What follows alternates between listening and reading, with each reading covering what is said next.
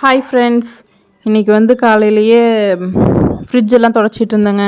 ஏன்னு பார்த்தீங்கன்னாக்கா ஆடி 18 வருதா, சரி கொஞ்சம் கொஞ்சமாக வீட்டு வேலைங்களை பார்த்துடலாம், சுத்தம் பண்ணி வச்சிடலாம் அப்படின்னு சொல்லிட்டு இன்றைக்கி ஃப்ரிட்ஜ்லேருந்து ஸ்டார்ட் பண்ணுங்க.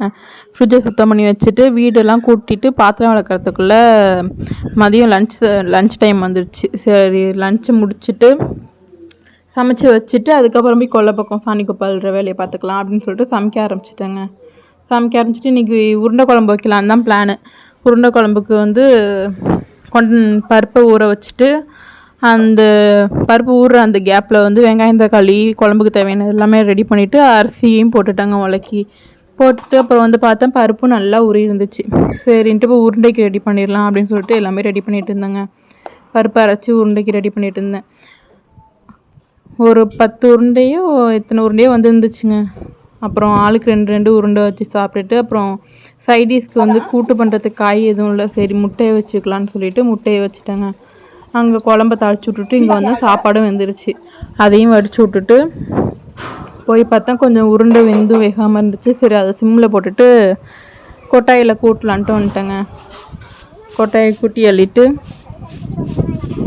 அப்புறம் கொட்டாயை கூட்டி அள்ளிட்டு இருந்தேன். இந்த கரெக்டாக ஃபோன் அடிச்சிச்சு. கரெக்டாக பாப்பா ஃபோன் அடிச்சு அப்புறம் அவங்க அப்பா கூட வந்துருச்சு வீட்டுக்கு வந்து அது கூட கொஞ்சம் நேரம் விளையாண்டுட்டு இருந்தேங்க. அதுவும் கண்ணுக்குட்டியோட பேசிக்கிட்டு அது காது ஏன் இப்படி இருக்குது அழகாக இருக்குது அப்படின்னு சொல்லிட்டு பேசிட்டு அது கூட நின்றுட்டு இருந்துச்சு. அதை கொஞ்சம் நேரம் பார்த்துட்டு அப்புறமேட்டுக்கு வெளியிலையும் கூட்டுற மாதிரி இருந்துச்சு. குப்பையெல்லாம் நிறையா இருந்துச்சு.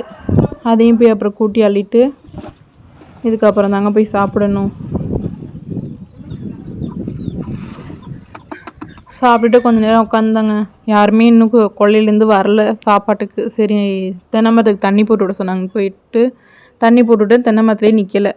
சரி சுற்றி களை மாதிரி வெட்டி விடலாம் அப்படின்னு சொல்லிட்டு சுற்றி ரவுண்டு மாதிரி வெட்டி விட்டேன். அப்புறம் தண்ணி கொஞ்சம் நின்றுச்சுங்க. வெட்டி விட்டுட்டு வந்துட்டேங்க. அவ்வளோதாங்க. வீடியோ பிடிச்சிருந்துச்சுன்னா லைக் பண்ணுங்கள், ஷேர் பண்ணுங்கள், கமெண்ட் பண்ணுங்கள், மறக்காமல் சப்ஸ்கிரைப் பண்ணுங்கள். பாய்ங்க.